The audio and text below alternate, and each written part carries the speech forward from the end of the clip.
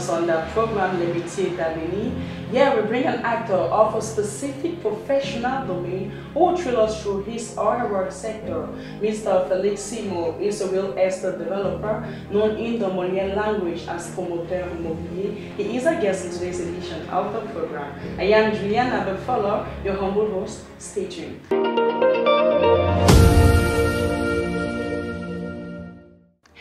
Welcome back. If you're just joining us, you're watching the program Les Métiers d'Avenir on MBS Web TV. A reminder, you could get subscribed to our YouTube MBS TV Cameroon and equally follow us on Facebook MBS TV. Right now, I am with the guest in the studio. Hello, Mr. Felix. Good morning and thanks for coming. Bonjour. Okay, so Mr. Felix, we have as custom making a portrait for our invitee, and the portrait was done by Steven Sindo. Can we have it right now? Et que devenaient les autres 850 000? Non, on avait versé 850 000. Ah, donc vous avez un reçu de 850 000 du notaire? Oui. Ah, ok, super, ça m'arrange. Parce que je ne me retrouvais pas dans les chiffres. D'un appel téléphonique à l'autre, c'est ainsi que se caractérisent les journées de travail de M. Félix Simon, qui a décidé de faire carrière dans le domaine de l'immobilier. Marié et père de 4 enfants, M. Simon est originaire de la région de l'Ouest Cameroun, où il a poussé ses cris un certain 22 février des années 1900. De ses études, il obtient respectivement un cap d'aide comptable à 1983 et un baccalauréat G2 en technique quantitative à l'Institut des techniques économiques et de gestion de Douala en 1985. Puis, en 1991, Félix obtient sa maîtrise en sciences économiques option gestion des entreprises à l'Université de Yaoundé. Pendant près de 10 ans, il a distillé des enseignements en technique quantitative et de gestion à l'Institut Matafen de Yaoundé.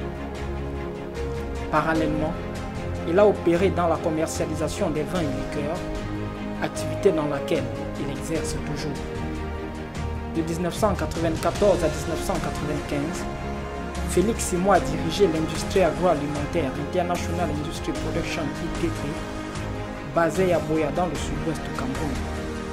Un passage qui lui a permis de visiter pour la première fois des pays tels le Gabon, la Guinée équatoriale, le Tchad et la Côte d'Ivoire.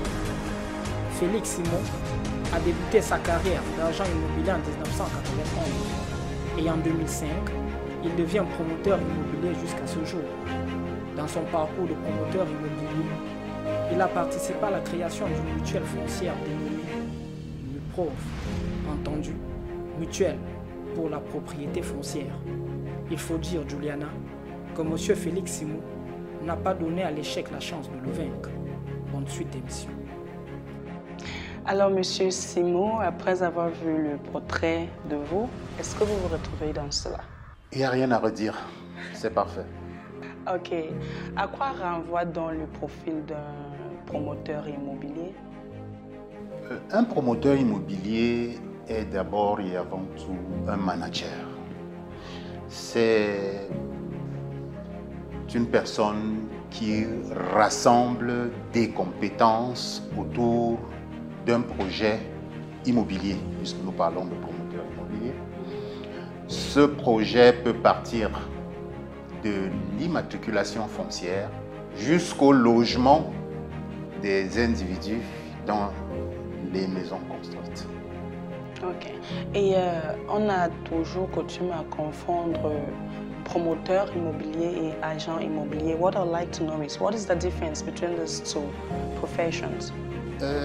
La différence est peut-être mince, mais elle existe parce que le promoteur englobe pratiquement toutes les professions de l'immobilier, alors que l'agent immobilier ne joue qu'un rôle d'intermédiaire entre vendeurs et acheteurs, entre bailleurs et locataires, par exemple.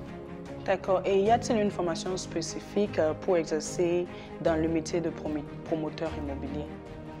Pour être promoteur immobilier, il existe certainement des formations à acquérir, mais d'abord et avant tout, il faut être un meneur d'hommes. Même autodidacte, on peut bien assumer le rôle de promoteur immobilier parce qu'il suffirait dans ce cas de s'entourer des compétences nécessaires. Et les propriétaires fonciers et les géomètres et les ingénieurs en BTP, naturellement les locataires, les personnes qui veulent acquérir une maison.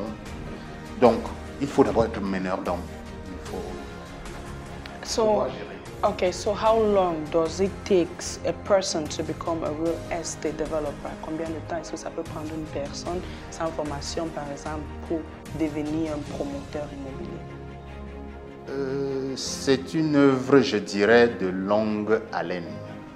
Parce que il ne faut pas s'aventurer dans le rôle de promoteur immobilier. Il faut maîtriser les différentes étapes. Il faut être un bon agent immobilier. Il faut connaître le travail du géomètre. Il faut connaître quelles sont les lois, quels sont les règlements qui régissent la propriété foncière, par exemple. Bref, il faut prendre le temps de connaître l'environnement. Avant d'être Un promoteur immobilier, confirmé. tout à fait. D'accord. Et quel rôle joue le promoteur immobilier dans la société et quelle est l'importance de son métier? Surtout camerounaise, la société camerounaise. Oui, nous sommes au Cameroun naturellement et nous parlons de plus en plus d'émergence à l'horizon 2035. Et il faut dire que l'émergence ne se fera certainement pas sans l'immobilier. L'immobilier sera le soubassement. Et sans promoteur immobilier, pas d'immobilier. D'accord. Et ce métier nourrit-il son nom? Absolument. Absolument, mais seulement. De coutume, nous savons que les jeunes Camerounais, de façon générale, ont cette tendance au gain immédiat. Le métier de promoteur immobilier, c'est un métier de longue haleine. C'est un métier de patience et qui requiert une certaine honnêteté infaillible. Sinon, on se casse le nez. Ok. Et comment vous assurez-vous que vos opérations quotidiennes se déroulent sans heurts? Ces opérations de promotion immobilière ne peuvent pas se dérouler sans heurts. De toutes les façons, il faut être seulement préparé à gérer les conflits qui naissent. Même sans être accoutumé aux opérations foncières, nous savons tous autour de nous qu'on parle de plus en plus de litiges fonciers. C'est le principal problème que le promoteur immobilier rencontre. Et pour contourner ce problème, ou plutôt pour faire face à ce problème, il faut maîtriser les lois et règlements, comme j'ai dit tantôt. Il faut être capable de gérer les humeurs, parce que parfois, seulement une question d'humeur peut détruire un projet foncier. And what makes a successful real estate developer? L'organisation, l'honnêteté et la bonne gestion des hommes, tout simplement. C'est ça qui rend une personne réussie dans... Pour réussir, il faut réunir ces trois paramètres absolument. Et quelles sont les difficultés que vous rencontrez, à part ceux dont vous avez eu à parler précédemment dans la question que je vous ai posée? Quelles sont d'autres difficultés que vous pouvez rencontrer en tant que promoteur immobilier? Comme j'ai dit tantôt, il y a de nombreux écueils. Lesquels, par exemple? Le manque de sincérité qu'on va rencontrer chez certaines personnes, la non-maîtrise effective des lois et même quelquefois, avec l'administration, avec les services agréés, on va trouver des difficultés d'application des textes existants. Naturellement, d'un gouvernement à un autre, il suffit que le ministre change pour que la façon de faire, peut-être pas tellement les textes, mais la façon d'appliquer les textes change. Et du coup, le promoteur immobilier se retrouve dans d'énormes difficultés. Je peux vous donner un petit exemple banal. Il n'y a pas longtemps, les copies de titres fonciers n'étaient pas un problème. Le requérant ne se posait pas de questions par rapport à l'obtention des copies vierges de titres fonciers.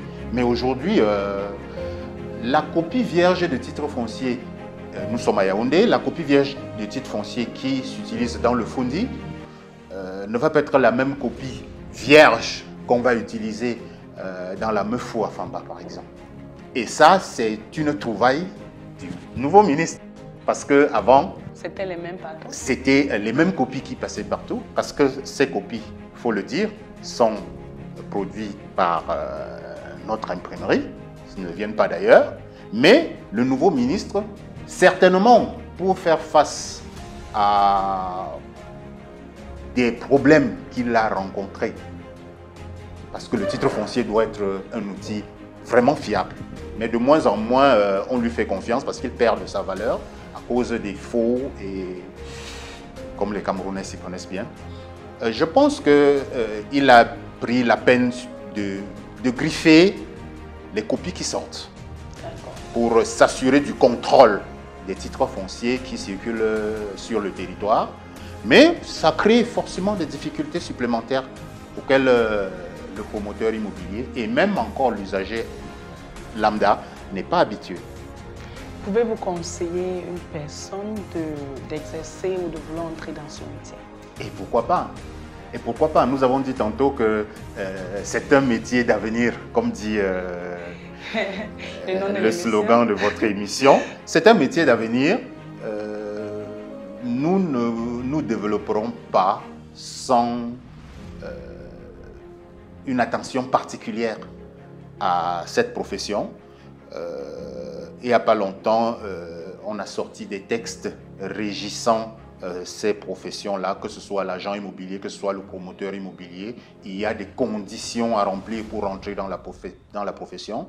Mais si vous êtes persévérant, si vous êtes honnête, naturellement, il faut avoir un peu de moyens aussi.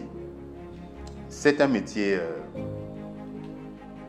très intéressant et à la limite même passionnant.